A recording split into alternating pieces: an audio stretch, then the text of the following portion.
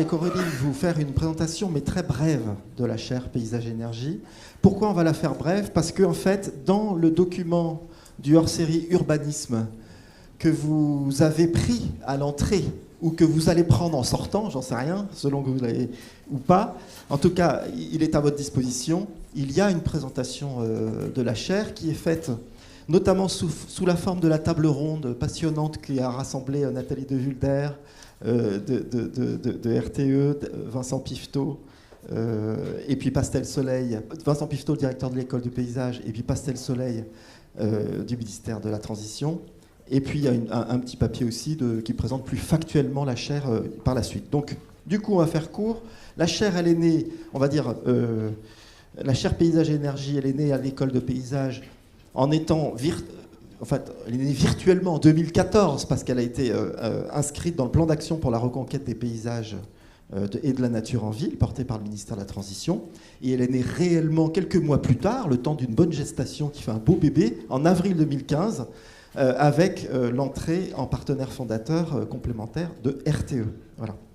Et donc, la philosophie générale, mais je crois que vous l'avez compris au travers des propos qui ont été tenus autour de la table ronde, c'était de plutôt choisir la transition que de la subir, en quelque sorte. C'est-à-dire d'avoir une démarche plutôt proactive, constructive, de la question du paysage de la transition, plutôt que passive, en quelque sorte, si je résumais très rapidement.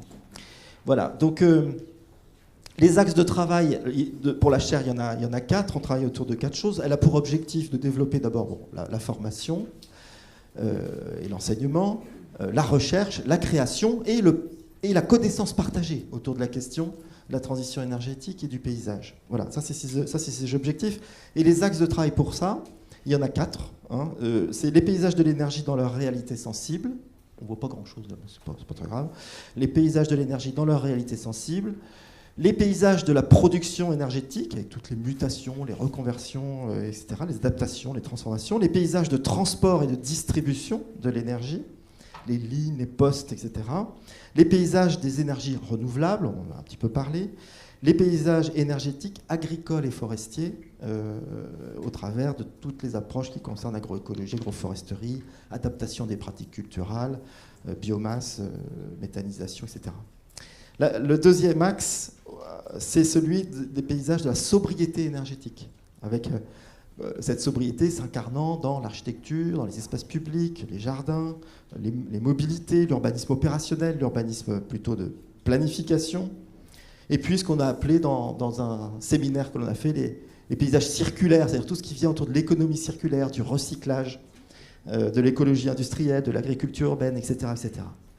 Le troisième axe, c'est les paysages de l'énergie dans leur représentation. Là aussi, on en a un petit peu parlé avec la question de la dimension sociale et sociologique, au travers des perceptions, des représentations qui sont faites, la lecture et la caractéristique des paysages, comment lire un paysage au travers du prisme de l'énergie, quelque chose qu'on n'en a quasiment jamais fait jusqu'à une période récente. La concertation, la médiation, question éminemment fondamentale et largement abordée dans les actions de la chaire. Et puis le quatrième axe de travail, ce sont les politiques, liant paysage et énergie. Et puis toute la réflexion prospective qui peut se faire. On a parlé de scénarios tout à l'heure. Voilà, comment les spatialiser, les représenter, en leur donnant une dimension paysagère au-delà des quantités, des chiffres. En termes d'outils, Auréline, un mot. Auréline Doro, oui, bonjour. Présente-toi. Donc Auréline Doro, je travaille donc chef de projet pour la chaire Paysage Énergie. On travaille avec Bertrand sur ces questions-là. Donc très rapidement, donc les outils effectivement qui permettent aussi d'alimenter finalement ces domaines de réflexion. On vous en parlerait brièvement là, mais ce sont notamment les ateliers pédagogiques régionaux qui sont des exercices de fin de formation et qui permettent d'expérimenter une question à partir justement d'une commande d'une entreprise, d'une collectivité territoriale ou des deux en même temps d'ailleurs. C'est ce qui vous sera présenté notamment dans les témoignages qui vont suivre. Voilà, c'est pour ça qu'on l'évoque précisément.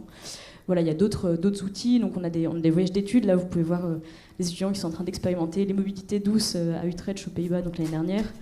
Où on a encore des workshops dont un a été mené cette année Imaginer le paysage énergétique du futur sur le plateau de Saclay, qui permettait justement d'allier différentes disciplines, et donc par des étudiants qui venaient d'une vingtaine d'écoles, et qui pendant 4 jours ont planché sur des propositions. Voilà, on vous invitera à aller voir les résultats dans leur série Urbanisme, notamment. Voilà, rapidement, pour les questions de recherche, donc on a notamment une thèse en cours de Roberta Pistoni, qui travaille justement sur l'aménagement du territoire et transition énergétique, devenir du paysage en France et aux Pays-Bas, qui nous permet justement de croiser les regards aussi entre cultures, et d'élargir aussi les partenariats universitaires de la chaire. Sur ces questions aussi de recherche, donc évidemment on a quelques mémoires étudiants et des recherches-actions qui nous permettent justement d'alimenter un peu plus intensément avec des jeunes diplômés ces différentes questions. Donc dans la dynamique aussi de recherche, donc des différents colloques qui nous permettent d'alimenter, d'ouvrir les partenariats et les rencontres, pour développer un écosystème des partenaires des partenaires et des acteurs intéressés en fait par ces questions de paysage et d'énergie. Et c'est à partir de là qu'on arrive aussi à développer des méthodologies, et puis des connaissances partagées. Voilà. Je crois qu'on est bon.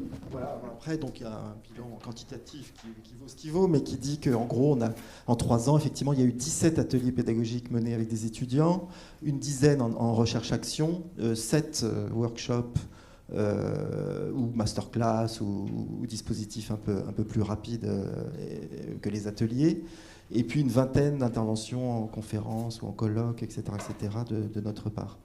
Voilà, donc tout ça se fait bien sûr avec les partenaires fondateurs. Ça peut se faire aussi avec des partenaires de l'école, je pense notamment à EDF ou à ED10, qui ont aussi investi sur ces questions de la réflexion paysage et transition énergétique à travers toutes ces activités-là. Voilà.